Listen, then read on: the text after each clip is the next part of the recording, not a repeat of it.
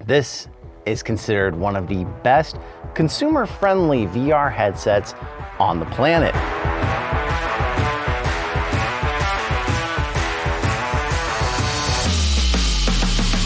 This is a Varjo Aero headset, and Varjo sent this over for the past couple of months on loaner for me to test this thing out and give you all my thoughts on it. So let's dive into what a $2,000 headset only experience is like.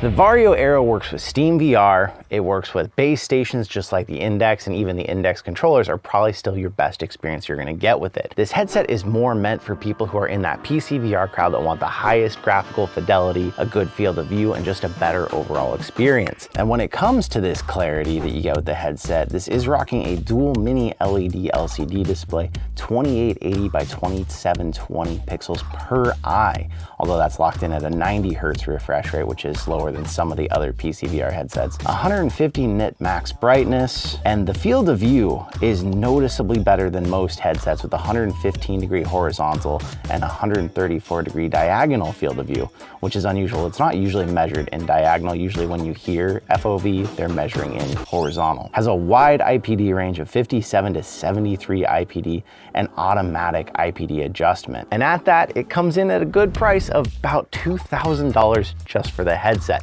This is expecting that you either already have base stations and controllers and you're upgrading, or you're gonna purchase those separately or through their website along with it. If you found this video today, there is a fall sale going on, 25% off. This thing is down to like $1,500, which is the cheapest it's ever been, but that's like today only. This headset is for, I would say, racing enthusiasts, flight sim enthusiasts, and anybody who has a really high-end graphics card that just wants a really good looking headset. This is not for someone who's got a Quest and is thinking, what's next? If you haven't heard of Varjo, it's for good reason. They are an enterprise-focused company.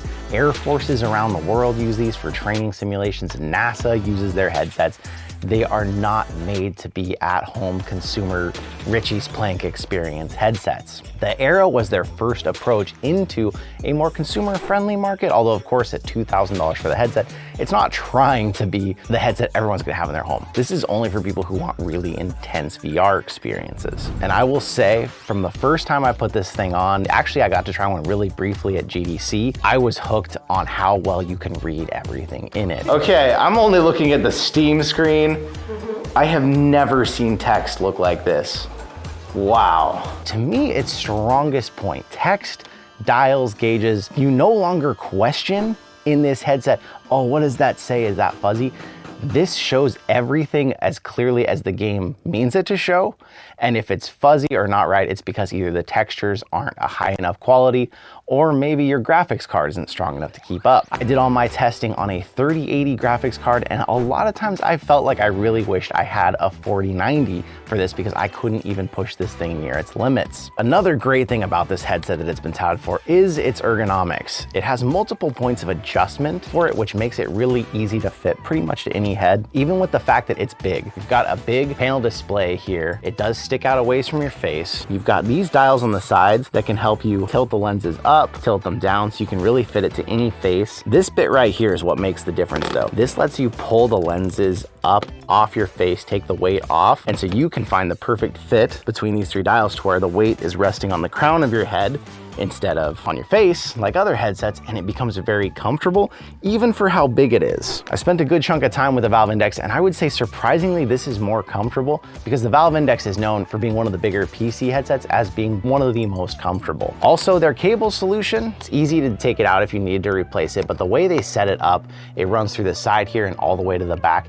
That's a little detail I just wish every VR headset would have with cable. Have it on the back, because whether I have it hanging down my back or whether I have it up on the ceiling, this is the best point. Too many of them are pulling up from the side, and you kind of notice it when your cable solution tugs or when you step. Behind you is where the cable should go, at least until we eliminate cables. The one thing that I didn't love about this, obviously besides the price, because the price is gonna stop a lot of people from getting in the first place. When I first put one on, I was surprised to see that there was a little bit of distortion in the lenses. Now the reason for that, Varjo, when they designed their headsets, they decided to go with a spherical lens instead of the typical Fresnel lenses that most companies use. If you've used like the Quest 2 or especially the Quest 1, you notice something called God rays, which is where when you're in a dark scene and there's like one light on or something, It has this halo glow around it that really does not look great, and it's distracting. For me, who had come from an original PSVR which didn't have God rays, when I went to PCVR, I was like, oh, what are these? They were distracting. You'll get used to them over time. You kind of forget they're there, but they went with aspherical lenses because you just don't have that. Gives you a nice wide field of view, but one thing that I noticed early on was there was a bit of distortion. So like if you saw white text, you kind of saw a little bit of the red and the blue in the pixels coming out around the sides. For those of you who have ever tried a Varjo and noticed that and thought, oh, this is a pretty expensive headset to have that issue, I do want to tell you, they actually just dropped an experimental update. So for now, it's an experimental. You have to go through the steps of enabling it, setting it up, and it is something you have to re-enable every time, but that is there to fix all of the chromatic aberrations that you're seeing through the lenses, where things are distorting near the edges, where the text is showing that red and blue. And it's similar to what we talked about in the news with how certain headsets are starting to correct these things ahead of time. What they're doing is they're changing the way the light is coming through and adapting it so that your eyes will see it come through the lenses as perfectly as real life or as what you're used to seeing. That's an experimental for now, so you can enable it, but it means it is coming to the headsets, which is huge because that was really the only thing visually that distracted me at all in this headset. So let's talk a bit about the eye tracking on the headset. Now that is one of the other points that I would say can be a little annoying overall with the headset. So every time you put it on, it goes into eye tracking calibration. It says press a button on the side and it recalibrates with a single dot in front of you that you focus on. And when I say every time you put this thing on, I mean if you pull the headset up, do something on your computer real quick and pull it back down, it's back. If you're not utilizing the eye tracking, you can disable it in features. There's still not that many games out there that are doing foveated rendering and utilizing it all the time. So it's not something you need to have turned on, but as an optional feature, it seems like something a lot of people are like, oh, I paid for this, I have this, I want to use it. You might get a little annoyed sometimes at how much you're doing that. For me, it really challenged me to just learn and be better about doing things on my PC from inside the headset, which is very possible with Steam VR. Also for comfort, they do offer other different facial interfaces. This is Velcro like most of them out there. So there are different ones that you can try out if you're finding what you're looking for.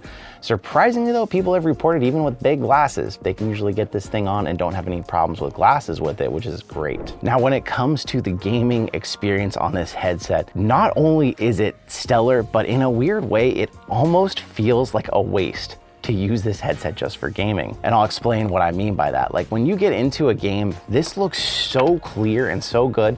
It's almost like when you had an old game system and you play it on a new TV. You can see every pixel, you can see everything that wasn't perfect.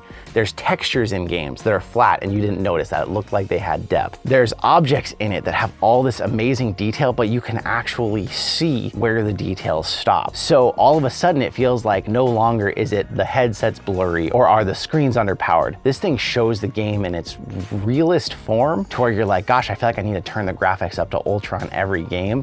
And unless you have a really good graphics card, you're gonna be pushing hard to do that with the high resolution of these screens. So for me, games like Half-Life Alyx, beautiful details, things I had never even known were there when I played the game before. The little details on the guns, the gravity gloves, the freaking model numbers on the microchips on your hands were all there and they were all readable. It was really surprising at how good everything looked in it, but I noticed things like leaf textures were flat. Their USB ports on things were flat. There wasn't actually any depth or inside to them. So you almost see more of the imperfections of the game because it's so clear. But with that said, whether you're in a cockpit in the Elite Dangerous, there is no questioning, what does this text say? What does that say? Everything is just readable and clear, which is quite an experience when you're just not used to that in VR. You get to where you just accept over time. Things are gonna be blurry. You're not gonna be able to read something unless you put it right next to your face. This was just like, I hold it up and I can see it. And that was on my 3080 where I couldn't even push the pixels per degree density up. I couldn't push the resolution, the super sampling. I couldn't do any of that.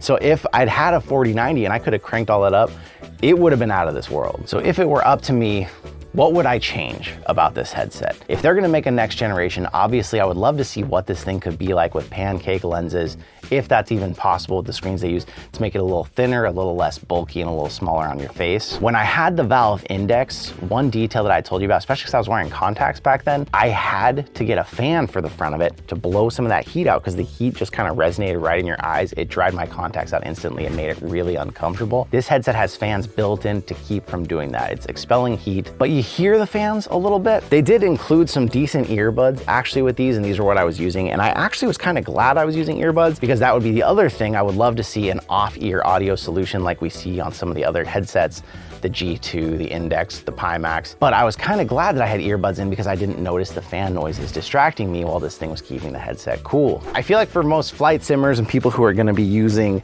this headset heavily for simulation, you're probably not going to be running the audio that's on it. You're probably gonna want high-end headphones. So these right here are some Sennheisers that I use for stuff. And I will say, surprisingly, even though the headband runs right here, I can get a really good fit with headphones on this thing and not really worry about it. Granted, you are covering a bigger portion of your head. You're gonna be holding in more heat. That's always an issue with VR. Headphones work fine with it. Lastly, overall, who is this headset for and would I buy it if I were in that position? This headset is for people who have a top-end PC and want the top-end VR experience. Probably people who have had a Valve Index for several years already and are looking for what could be the next possible upgrade. This will upgrade your experience in a lot of ways. You will probably miss a few things. Like I said, you might miss the onboard audio here. If you're used to the style of the Index strap and you really like it, this might feel different. This is more similar to the Halos that I prefer. And if you still don't have the experimental updates installed, or if they haven't rolled that out to everybody, you might notice that bit of chromatic aberration because of these lenses. Although I feel like the fact that you're not having the God rays and stuff with these, there's a lot of trade-offs coming from the Quest that this feels like a really amazing experience versus that for me. But at that price, ultimately, it is still a niche audience, and I am curious to see what's gonna happen, especially as we saw this sale. Is Varjo gonna bring the price down again at some point? Are they gonna bring out more headsets? Because their other headsets, like their XR3, that's a professional industry headset. It's like $6,500. And there's also a monthly fee because these are going to companies that they are working directly with, supporting them and helping them with their training programs. But for a consumer-friendly VR, PC VR headset, if you're okay with having a big size headset on your face, this is an awesome experience. If I were to keep this though, I would need to get a 4090, which you're talking another $2,000 because my 3080 really struggled in some of the games I wanted to do. And No Man's Sky was basically unplayable, surprisingly, because it just was not optimized enough. My PC just couldn't keep up enough, and I almost blew up my PC a couple times trying to play it. I'll have this a little bit longer, so if there's more questions and I can go more in depth on, let me know in the comments what you'd like to hear and see about it. And if I can get my hands on some base stations and stuff and find some good deals, I would keep this full time as my PC headset, because once you go to this, it is really hard to switch back to other experiences because everything is just so clear. You just don't have that weird blurriness anymore. It's really impressive. But let me know out there what you think, what else you'd like to know. I want to say thank you again to Varjo for letting me check this out for a while. It's been a really cool experience. And thank you again to all of you who have stuck by me for years now.